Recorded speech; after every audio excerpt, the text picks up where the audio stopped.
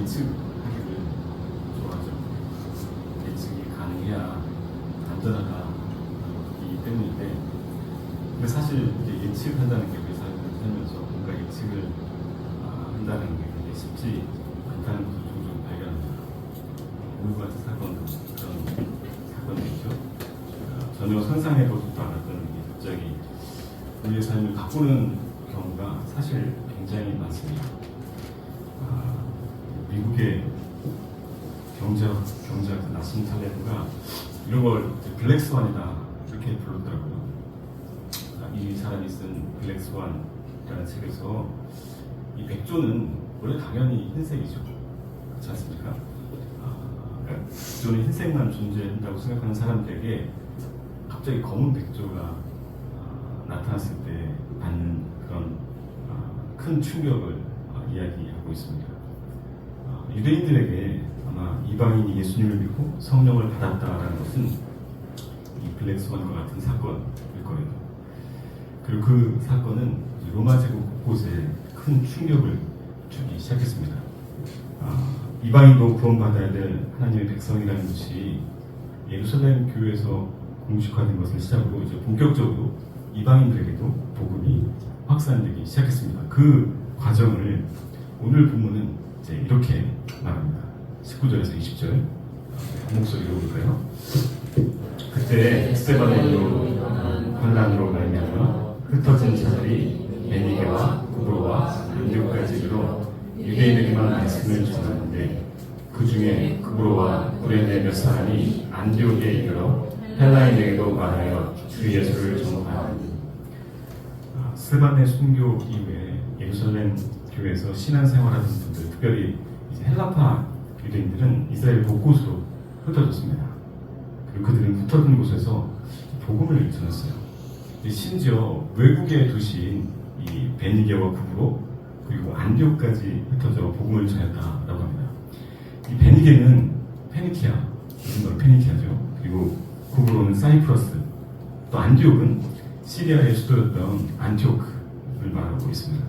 다시 말해서 이제 이스라엘을 넘어서 여러 나라들과 이제 섬으로 헬라파 유대인들 성도들이 흩어졌다라는 거죠. 그리고 이제 흩어진 모든 사람들은 어디 가든 복음을 전했습니다. 그럼 이런 선교 전략은 누구의 선교 전략일까요? 하나님의 선교 전략입니다. 어떤 전략입니까? 뒤집기 전략이에요. 예루살렘 종교 지도자들의 박해로 사람들이 죽고 또 잡혀가는 일들이 많이 있었잖아요. 그래서 교회도 깨졌습니다. 하지만 오히려 불똥이 옮겨 붙어서 산을 태우듯이 복음이 온 이스라엘과 이웃 나라들에게 확산되기 시작한 겁니다. 이 반전의 명수이신 하나님이 일하시면 이렇게 전혀 뜻밖의 결과, 놀라운 결과들이 만들어집니다. 그래서 사실 우리에게도 주 안에서 당하는 어려움이라면 여러분 아직 속단하지 마시기 바랍니다. 하나님께서 일하신다면 뒤집어지시는 그런 놀라운 반전이 일어나기 때문입니다. 어쨌든 그런데 이렇게 이웃 나라들과 섬에 흩어졌던 사람들은 그곳에 있는 유대인들에게만 복음을 전했어요. 편견 때문에 아직 장벽을 넘지 못하고 있는 거죠. 근데 몇몇 사람들이 뜻밖의 행동을 합니다. 그들은 이 사이프러스, 구브로와 북아프리카에 있는 리비아의 한 도시였던 이 구레네 출신이었습니다. 누가복음 23장에 보면 예수님 십자가를 대신 졌던 시몬이라는 사람이 등장하는데 그 사람의 출신이 이 구레네였습니다. 이 사람들이 안디옥에서 이제 헬라인에게도 복음을 전했다라고 오늘 본문에서 말씀하고 있어요. 그들은 예루살렘 교회에서 뭐 어떤 지시나 지침을 받은 게 아닙니다. 하지만 그들은 헬라인에게 복음을 전했어요. 그것도 안디옥에서 말입니다. 그들이 이주한 안디옥은 어떤 곳이었을까요? 이 안디옥은 예루살렘 북쪽으로 480km 정도 떨어진 그런 곳에 위치한 인구 50만 명이 살던 시리아의 수도였습니다. BC 323년에 알렉산더 대왕이 죽고 나니까 그가 이제 정복한 이 광대한 땅을 4명의 장수들이 서로 이제 나누어 가졌거든요. 그 중에 하나가 이 셀류쿠스 장군이라는 사람이었는데 그는 자기 아버지인 이 안티오쿠스를 기념해가지고 안디옥이라는 이름의 도시를 굉장히 여러 곳에 세웠습니다. 성경에는 두 군데 안디옥이 등장하거든요. 그 중에서. 근데 그 중에 오늘 본문에 등장하는 수리아의 안디옥, 이곳이 가장 큰 도시입니다. 안디옥은 이 무역의 중심지이자 군사적 요충지로서 이 로마 제국 안에서 가장 큰 도시 세 번째에 해당되는 도시였거든요. 첫 번째 로마, 그 다음에 알렉산드리아에 이어서 로마 쪽에서 가장 큰 도시 중에 세 번째 큰 도시였습니다. 이 도시는 아시아의 눈, 그리고 또 황금의 도시, 이렇게 불렸다고 합니다. 그만큼 이 안디옥이라는 도시는 예술과 문화의 도시고 또 실크로드하고도 이렇게 연결되어 있는 도시였기 때문에 무역의 도시이기도 했습니다. 그래서 거기에는 시리아인, 로마인, 유대인 할 것 없이 심지어는 중국인까지 세계 여러 나라 민족들이 모여 사는 국제적인 자유 도시였다고 알려져 있습니다. 이 쫓겨나온 유대인들이 이런 지역에 정착하기가 어땠을까요? 쉬웠을까요? 어렸을까요? 당연히 어렵습니다. 가난한 나라에서 선진국으로 이민을 간다면 사실 많은 것들을 포기하는 경우가 많이 있습니다. 자기 나라에서 소위 엘리트라고 할지라도 선진국에 가서는 바닥부터 사실 시작해야 되지 않습니까? 개인적으로 아무리 많이 준비가 되어 있어도 낯설은 지역에 가면 굉장히 많은 장벽들이 있기 때문입니다. 그런데 이게 헬라파 유대인들은 지금 준비하고 이민 온 그런 사람들이 아니었어요. 예루살렘에다가 모든 삶의 터전들을 다 포기하고 겨우 몸만 빠져나오는, 그래서 피해온 그런 사람들 아니겠습니까? 그래서 자기 앞가림도 하기도 굉장히 어려운 사람들이었어요. 그들 삶의 최우선순위 뭘까요? 이 안디옥의 새로운 도시에 잘 적응하는 겁니다. 잘 정착하는 겁니다. 그들은 돈도 없었고 배경은 당연히 없는 사람들이었어요. 모든 것이 낯설고 힘겨웠을 겁니다. 안디옥은 문화와 예술의 도시라고 얘기했잖아요. 문화와 예술은 좀 여유가 있는 사람에게나 더 가깝습니다. 그죠? 이들에게는 그런 여유가 없는 거예요. 더구나 그들은 부양해야 될 가족들이 당연히 있지 않았겠습니까? 그러니까 경제 활동을 그 안에서 해야 된다는 거예요. 그렇다면 그곳의 문화와 일상에 빨리 적응을 해야 돼요. 그곳의 문화는 우상숭배와 향락의 문화였습니다. 그러니까 신앙인으로서 그런 문화 속에서 경제 활동을 하는 것 쉽지 않은 일입니다. 저도 직장 다닐 때 이 신입 환영회로 가보니까 큰 대접에 소주를 막 가득 부어서 주더라고요. 그걸 원샷 해야 된다고 합니다. 그게 거기가 전통이라고 하더라고요. 사실 대학생도 지금 신학기인데 그런 경우를 겪습니다. 결혼을 해서도 사실 마찬가지 아니겠어요? 뭐 그리 집안에 전통이 많은지 지금까지 내가 익숙했던 우리 집의 문화 다 무시되기 십상입니다. 비즈니스를 해야 한다면 더 어려워요. 당시에는 이 길드라는 조합이 있어서 거기에 소속이 되어야 뭔가 장사라도 할 수 있었어요. 그런데 그 조합에서 무익이 되면 늘상 제일 먼저 하는 일이 뭐였냐면 자기들이 숭배하는 우상에게 먼저 예배하는 것이었어요. 그러니까 이런 조합에 적응하는 것이 신앙인으로서 얼마나 어려운 일이겠습니까? 그때 흔히 하는 말이 있어요. 뭘까요? 로마에 가면 로마의 법을 따라야 된다. 그게 의대 당연하다고 생각합니다. 그게 낯선 문화에 잘 적응하는 방법이라는 거죠. 그걸 무시하면 그곳에서 안착하기가 어렵습니다. 그래서 은근슬쩍 그런 문화와 타협합니다. 그리고 이 정도는 하나님께서 아마 이해해 주실 거라고 스스로를 위로하고 합리화하기도 합니다. 다들 그러는데 이런 건 이 정도는 당연한 거 아닌가? 이렇게 말할 수도 있을 거예요. 그런데 그런 상황에서 이 구브로와 고레네 출신의 헬라파 유대인들이 안디옥의 헬라인들에게도 이 복음을 전했다는 겁니다. 이민자라 지금 정착과 적응도 굉장히 힘든데 거기다가 신앙 정체성까지 드러낸다는 것은 스스로를 사실 더 공경에 빠뜨리는 그런 일입니다. 근데 이 사람들은 도대체 왜 그렇게 했을까요? 이민자로서의 형편과 처지를 생각해 볼 때 그냥 안디옥의 흐름에 자기의 몸을 맡기는 것이 가장 좋은 게 아닐까요? 그리고 로마 그리스 신화에 빠져있는 헬라인들에게 예수님을 전한다는 것이 정상적인 생각이겠습니까? 모든 문화가 다 그리스 로마 신화에 기반한 이 안디옥 로마 제국의 세 번째 도시에서 말입니다. 헬라인들 입장에서 생각해보면 아주 저 변방의 식민지 땅에서 태어난 그 유대인 청년, 그것도 십자가형으로 처참하게 비참하게 죽은 한 죄수의 이야기에 귀를 기울여줘야 될 이유가 있겠냐고요. 그럼에도 불구하고 이 헬라파 유대인들은 예수 그리스도를 그들에게 전했다고 합니다. 왜 그랬을까요? 무엇이 그들로 하여금 그런 무모한 일들을 하게 했겠냐라는 겁니다. 그것은 그들이 예수 그리스도의 사랑 가운데 있었기 때문입니다. 그들이 예수님의 사랑 가운데 있었다. 그렇기 때문에 그런 일을 했다는 거예요. 그럼 예수님의 사랑 가운데 있었다는 게 무슨 말입니까? 그들이 예수님의 사랑을 받은 사람들이었다는 거예요. 그들 역시 예수님을 정말 사랑했던 사람들이었다는 겁니다.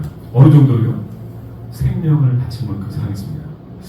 우리가 이미 살펴봤던 것처럼 그들은 예루살렘에 있었을 때 예수님의 죽음과 또 스데반의 죽음을 봤던 사람일 수도 있습니다. 예수님의 십자가 사건 때는 예수님을 죽여야 된다 라고 소리쳤던 사람들이었는지도 몰라요. 하지만 이 사도들을 통해서 예수님이 구원자이자 주인이다 라는 것을 알게 될 이후엔 어떻게 됐습니까? 눈물로 회개를 했죠. 그들의 삶이 180도 달라졌다라는 겁니다. 그래서 어떤 선물을 받았어요? 성령의 충만함을 선물로 받았습니다. 그 후로 정말 이 사람들은 세상이 감당할 수 없는 그런 사람들이 되었습니다. 그래서 삶의 터전을 빼앗기고 낯선 땅, 낯선 문화에 이 던져지듯 도망쳐왔지만 그들은 예수 그리스도를 전할 수밖에 없었던 겁니다. 왜냐하면 그들은 예수님을 자기 생명보다 사랑했고 그분을 알지 못하던 그 사람들도 역시 사랑했어요. 그러니까 예수님을 전하지 않고는, 그들에게 예수님을 전하지 않고는 이 사람들을 견딜 수가 없었던 겁니다. 그들은 예수님을 주인으로 모시는 삶을 결단한 사람들이었어요. 그래서 하나님께서 성령으로 충만케 해주신 사람들입니다. 당연히 장벽을 넘어서고 또 성령의 통로가 되게 된 겁니다.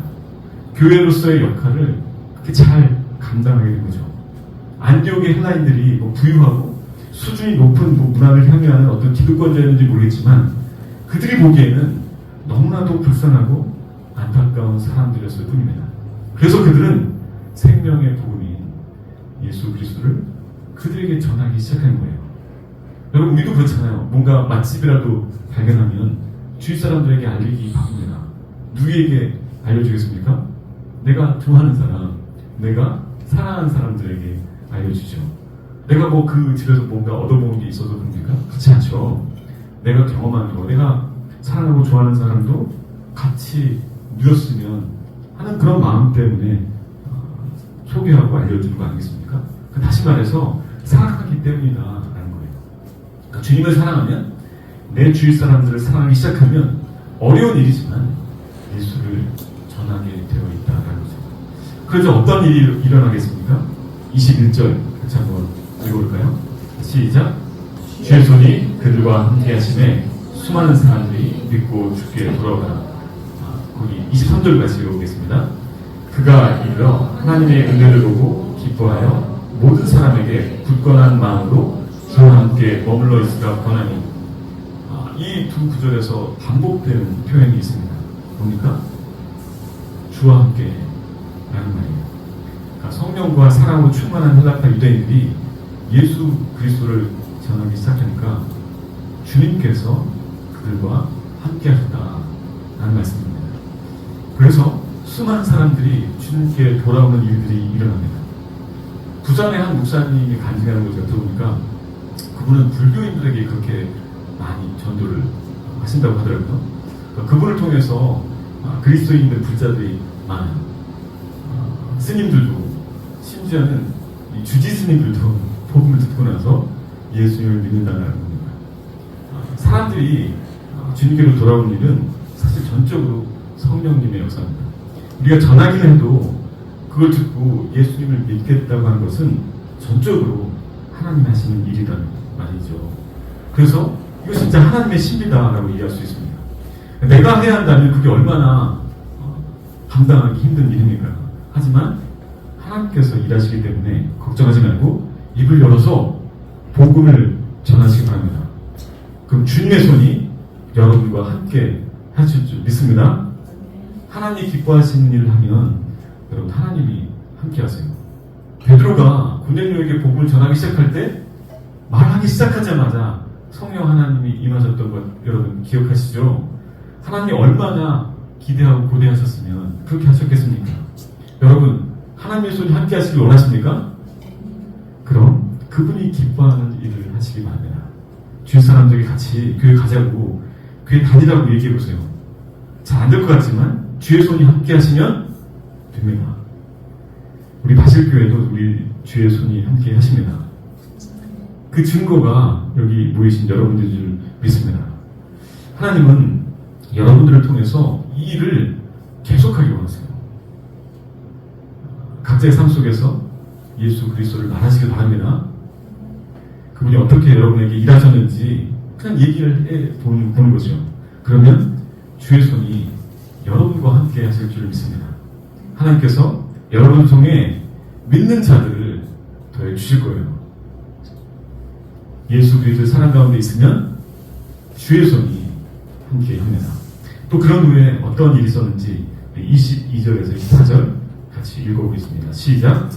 예루살렘 교회가 이 사람들의 소문을 듣고 바나바를 안디옥까지 보내니 그가 이르러 하나님의 은혜를 보고 기뻐하여 모든 사람에게 굳건한 마음으로 주와 함께 머물러 있사 권하니 바나바는 착한 사람이요 성령과 믿음이 충만한 사람이라 이에 큰 무리가 주께 더하였으라. 예수 그리스도의 사랑 가운데 있으니까 하나님께서 사람을 보내주세요. 사람. 어떤 사람입니까? 하나님의 사람을 보내주십니다. 예루살렘 교회에서 안디옥에서 일어난 사건들을 들었습니다. 그러자 그들은 한 사람을 파견해요. 그 사람은 누굽니까?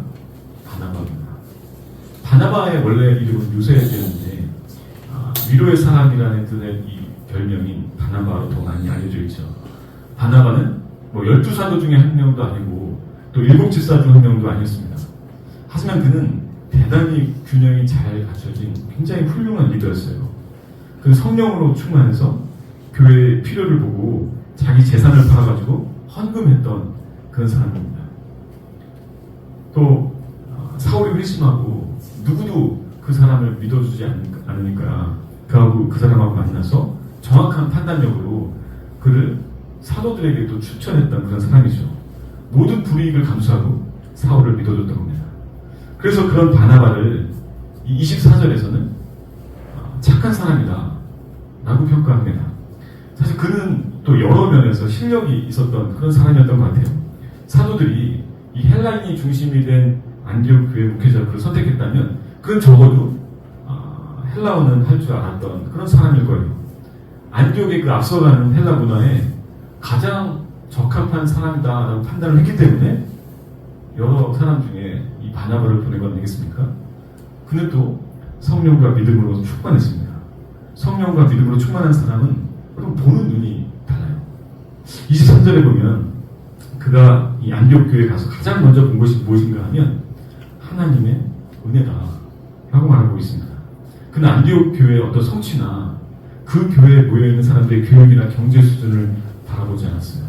오히려 그 안에 있는 하나님의 은혜를 보는 사람이었습니다. 그는 그런 영적인 통찰력이 있는 사람이었다는 겁니다. 그런 사람이었기 때문에 25절 또 26절에 보면 이 바나바는 사울을 찾아서 다소에 갑니다. 사도행전 9장 30절에 이제 사울이 다소로 떠났었는데 그 이후로 한 10년 정도가 지난 시점이었어요.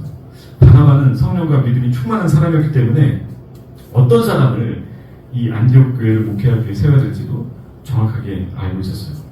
이 사람에게는 사람을 보는 눈이 있었다는 겁니다. 그래서 10년 전에 잠시 만났던 사울을 찾아가지고 지금 다소까지 간 거예요. 지금처럼 휴대폰도 없고 집 주소도 없는데 아니 어떻게 다소로 사울을 찾으러 가겠습니까? 사울이 직업이 뭔지 아십니까? 천막 만드는 사람이었어요. 근데 바나바 역시 이 텐트 메이커였다는 그런 전승이 있습니다. 그러니까 이제 바나바는 사울이 어느 정도 어디에 있었는지는 아마 대충 알고 있었던 거겠죠. 그러니까 찾아갔겠죠. 그리고 그를 데리고 와서 이제 함께 말씀을 가르치기 시작합니다. 그런데 이보다 탁월한 선택이 어디 있습니까? 사울은 헬라어는 물론 이 헬라의 지식과 문화에 굉장히 익숙한 사람이었잖아요. 당시 세계 선교를 위해 이 사울만큼 적합한 사람은, 또 준비된 사람은 없었습니다. 바나바는 과거에도 그랬듯이 사울을 알아보는 눈이 있었기 때문에 그 안디옥 교회로 데려와가지고 함께 사역하기 시작합니다. 그리고 심지어 그 나중에는 그를 리더로 섬기기도 하죠. 그만큼 바나바는 훌륭한 리더였습니다. 그러니까 이제 더 많은 사람들이 안디옥 교회에 모여들기 시작했어요. 교회가 전심을 다해서 주님을 사랑할 때 여러분, 하나님께서는 하나님의 사람들을 보내주십니다. 그래서 교회를 세워주신다는 거예요. 교회가 예수 그리스도의 사랑 안에 머물면 어떻게 됩니까? 주님이 함께 하세요. 그리고 하나님의 사람들을 보내주십니다. 그리고 또 어떤 일이 일어나는지 27절, 30절까지를 같이 한번 읽어보겠습니다. 시작.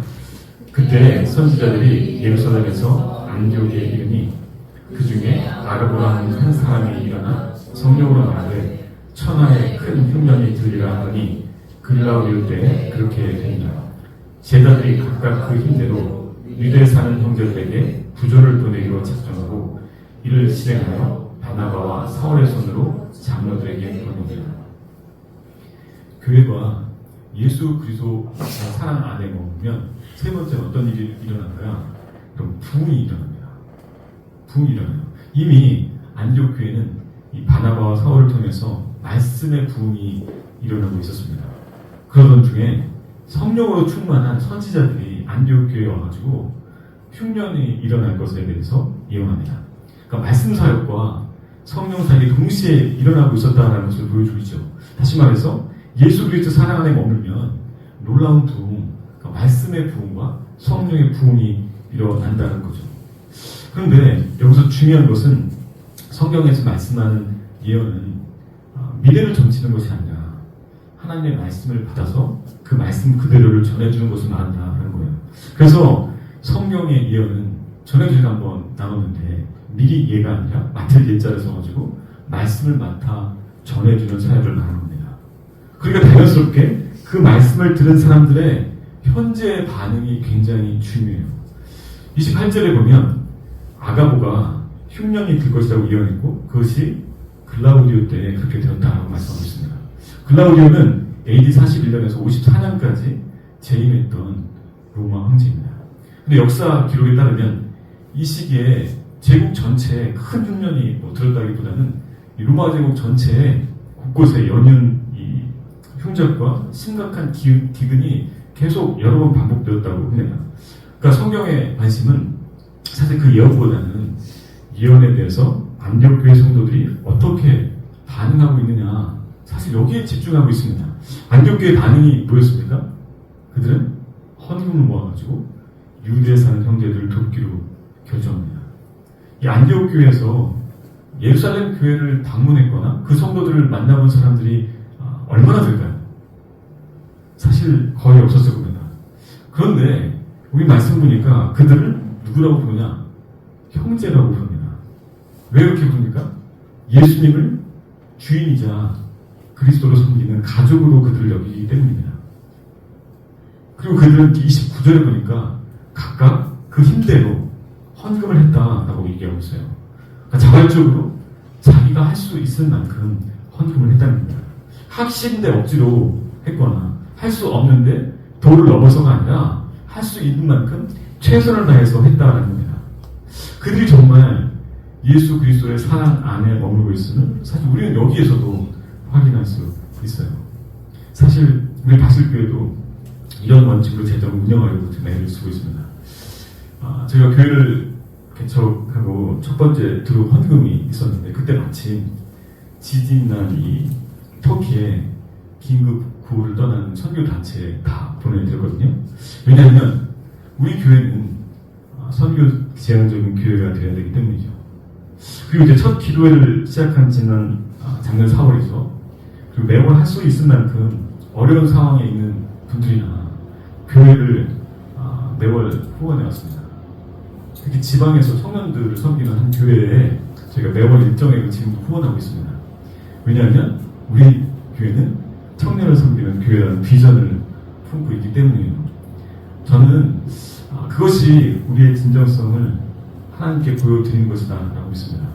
사실 큰 금액은 아닌데 매월 여러분들이 해주시는 헌금으로 후원하면서 우리의 비전을 이뤄나가고 있는 겁니다. 근데 이런 일들이 안디옥 교회에서 일어난 일입니다. 어떤 일입니까? 부흥이 일어나는 거죠. 말씀의 부흥이 일어나고 성령의 부흥이 일어나고 또 구주의 사역의 부흥이 일어납니다. 어떻게 할게요? 그들이 예수 그리스도의 사랑 안에 머물 때 하나님께서 일으키신 일들입니다. 어떤 일들? 주의 손이 함께하고 또 하나님의 사람들을 보내주시고 말씀과 성령과 구제라는 부흥이 일어나는 거죠. 이런 놀라운 일들이 안디옥 교회에서 일어난 일들입니다. 그 교회 사람들이 주위에서 어떤 인정을 받았는지 26절 같이 다시 한번 읽어볼까요? 자, 시작. 만남에 안디옥에 데리고 와서 큰 무리를 가르쳤고 제자들이 안디옥에서 비로소 그리스도인이라 일컬음을 받게 되었다. 여러분, 이 마케팅, 브랜딩의 차이가 뭔지 아십니까? 마케팅은 저 그림에서 나온 것처럼 나는 똑똑하고 멋있어 라고 스스로 자랑하는 거라면 브랜딩은 사람들이 그 사람들에게, 다른 사람들에게 이렇게 말하도록 하는 겁니다. 당신 보니까 참 지혜롭고 멋진 분이군요. 무슨 차이인지 아시겠습니까? 그러니까 사람들이 어떤 가치를 인정하도록 하는 것이 브랜딩이라는 말입니다. 여기 이 두 대의 차가 있습니다.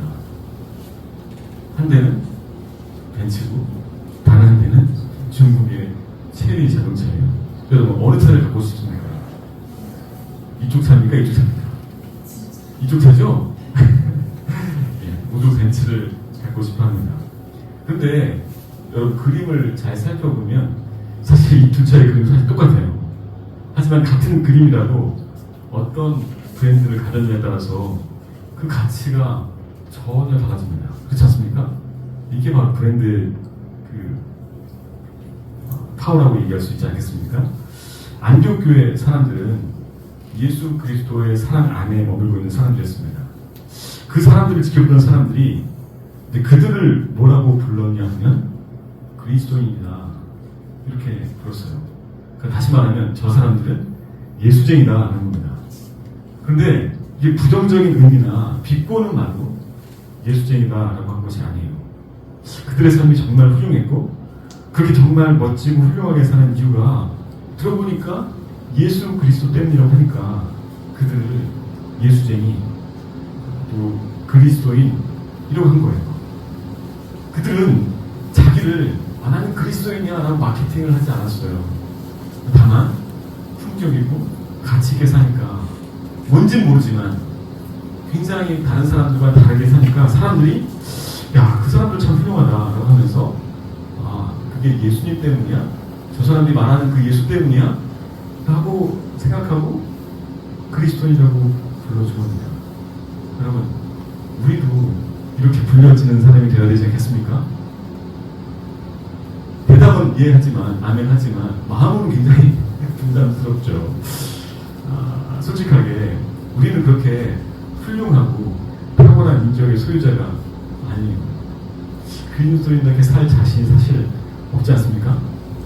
그럼 안디옥 교인들은 어떤 사람들입니까 도대체? 어떤 대단한 사람들이었길래 주위 사람들에게 모두에게 그렇게 칭찬을 듣고 그리스도인이라는 그런 찬사를 들었냐는 거죠. 우리랑 마찬가지인 사람들이에요. 그런데 어떻게 사람들은 그리스도인이라고 불렀을까요? 그들은 언제나 예수님의 사랑 안에 머무는 그런 사람들이었습니다. 다시 말하면 예수님이 주인 되는 삶, 또 예수님이 주인 되시고 성령님이 통치하시는 삶을 살았기 때문에 그런 거예요. 그들이 원래 그렇게 훌륭하고 탁월한 사람이 아니라 성령 하나님의 인도하심 속에 사니까 그렇게 된 겁니다. 그래서 저는 저와 여러분이 성령으로 충만한 사람이 되기를 소원하는 겁니다. 그렇게 되길 다시 한번 축복합니다. 그래서 안디옥 교회와 같이 탁월한 그리스도인 되기를 소원합니다. 그리스도인이라고 모든 사람들에게 인정받는 삶이 되시기를 정말 축복합니다. 사랑하는 여러분, 예수 그리스도의 사랑 안에 머물게 되기를 바랍니다. 예수님을 사랑하고 그 예수님의 사랑으로 사람들을 사랑하는 하나님의 사람이 되십시오. 그럼 주의 손이 함께하고 또 하나님의 사람들을 하나님께서 보내주시고 놀라운 부흥의 역사를 경험하게 될 줄 믿습니다. 거기다가 사람들에게 그리스도인이라고 인정받으며 사는 사람, 그런 은혜를 누리는 여러분이 되기를 바랍니다. 분명히 여러분 그런 사람이 될 수 있습니다. 그런 은혜가 저와 여러분 가운데 있게 되기를, 또 이 바실 교회 가운데 있게 되기를 예수님의 이름으로 축복합니다.